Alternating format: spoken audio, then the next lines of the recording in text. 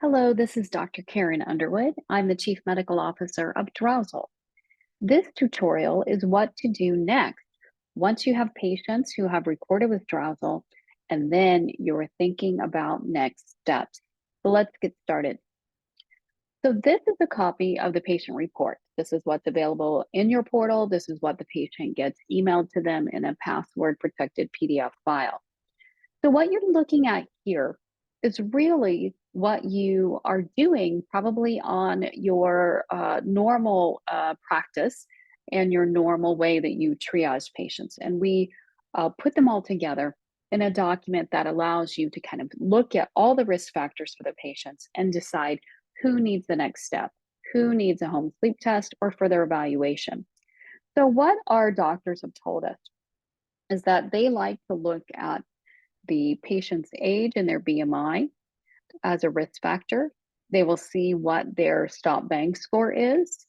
Uh, and they also look at the other comorbidities, right? Do they have diabetes, hypertension? Are they obese, like we just talked about? Are these other things that make us want to further evaluate them? We also give the daytime sleepiness scale for the results of their Epworth, knowing that it may not be as sensitive, but it does give you some idea of the symptoms that the patient is reporting.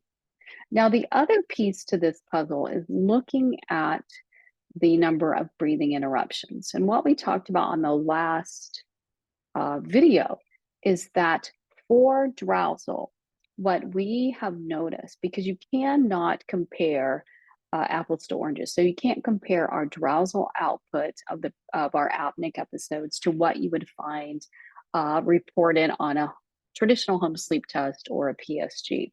So what we have found is that patients who have a total apneic count of 11 or greater, that puts them into a higher risk category to have kind of be higher risk for sleep apnea, just like being obese or a higher neck size, or also the stop bang.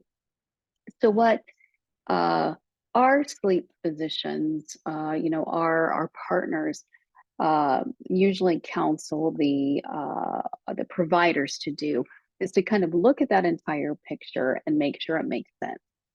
If you have a patient that has a lot of risk factors but they have minimal apnea, don't worry. You can ask them to record again. They have unlimited times that they can record with drowsel. So they can do it multiple times so that you can look at that night to night variability. And then you can ask the patient, even if they have all these risk factors and they record a second time and you're like, still not that much apnea, but I'm really worried. Or maybe they have a lot of apnea and you know it's time for next steps.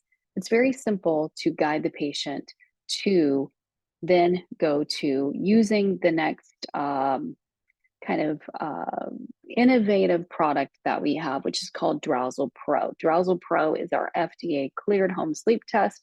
The professional version does require prescription, but we have a way for patients to be able to do this and pay for this on their own so that you don't have to worry about those logistics as a practice. So what you do is that you tell your patient to go back to their app, and on their home screen, there is a button that says prescription test. So when you think that they need to take the next step and they need an official home sleep test, you ask them to click on that button. And next, they will be taken to a checkout screen, so where they can input their credit card.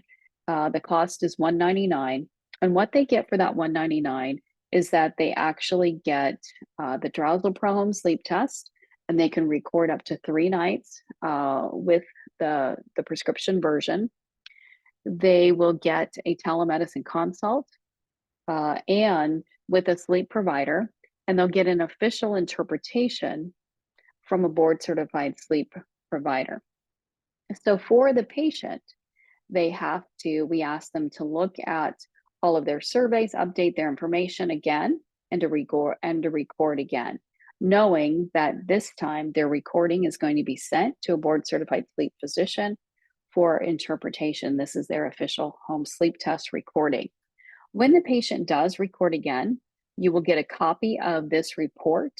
It's a different report in your portal. And you will also get a copy of the interpretation from the board certified sleep provider. This is what the DROWZLE Pro provider report looks like. The patient gets a little bit of a different report. And what you'll notice on this report, in the gray box, it is a summary of all of the information that the patient has given previously. It tells about their risk factors, tells about where they score on their stop bang and their Epworth Sleepiness Scale. But now you notice we have added a new index called a Resonea index. This Resonea index is our proprietary algorithm and the index that was compared during our FDA studies to the apnea-hypopnea index. And so we give you that score on that scale so you will know how that corresponds to the traditional AHI that you're all probably used to. So for example, in this scenario, the Resonea index is 84.9, which suggests moderate to severe OSA. So keep in mind that the Resonea index can suggest normal, it can suggest mild OSA, or moderate to severe.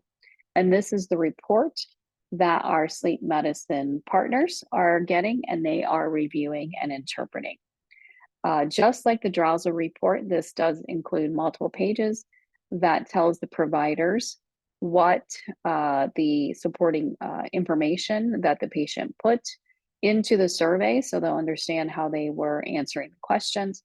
It also gives them the apnea count as well. The patient also gets a copy of their own report once it has been interpreted. This will be sent to them so they will understand where their Resonea index puts them at moderate to severe, and the other parameters as well. When the board certified sleep medicine physicians do their interpretation, they will have an interpretation summary, such as what is over here on the left. It'll say findings are consistent with moderate to severe OSA, for example, and it will give their recommendations. They know where the patients are coming from, and the sleep partners that we have all recommend both CPAP or oral appliances, depending on what is right for the patient with the severity of their disease and what the patient would like as well. So, and they will then, they can give a recommendation of CPAP and oral appliance, just oral appliance, or they can say, I think that the patient needs further evaluation. Sometimes they might ask the patient to record again. And then when they do recommend CPAP, they will take care of setting the patient up on CPAP. You will get that information. And when they recommend oral appliance, they will send you a prescription for that and a letter of medical necessity. So that is the final slide on this video that is telling you next steps for getting the patient to DROWZLE Pro. Thank you.